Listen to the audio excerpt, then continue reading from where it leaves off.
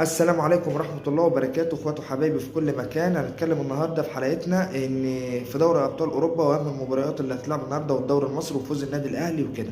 فعشان ما نطولش عليكم نروح لدوري ابطال اوروبا الاول.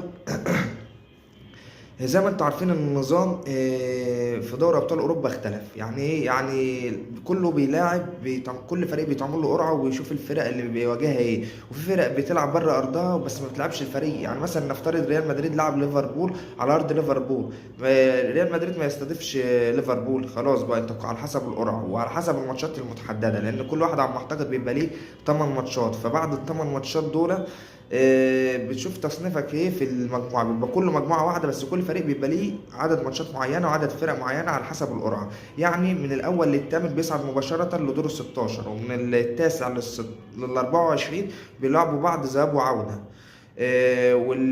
وياخدوا 8 يلعبوا الثمانية اللي صعدوا من الأول البطولة. طبعا يبقى دور 16 بس. اللي بيفرق الثمانية اللي بيصعدوا في الأول إن أنت مثلا ما بتواجهش مثلا الفرق الثمانية اللي معاك أو السبعة اللي معاك وأنت الثامن في الدور ال 16. بتفرق إن أنت بتريح، بتفرق إن أنت بتلعب ناس من التصنيف الثاني اللي بعد كده، ان هم عملوا يعني زي ملحق كده.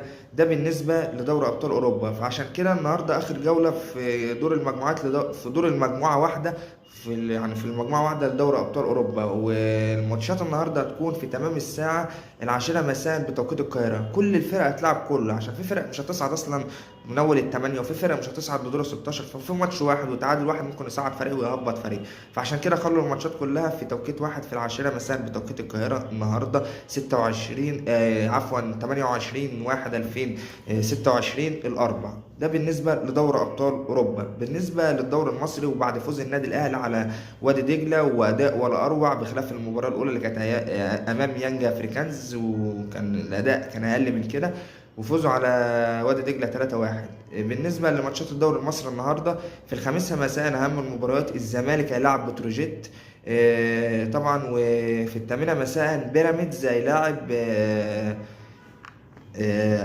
الجونة، وسيراميكا هيلاعب المصري. الزمالك الساعة 5 أمام بتروجيت، المصري وسيراميكا الساعة 8، وفي نفس التوقيت بيراميدز والجونة الساعة 8 مساء.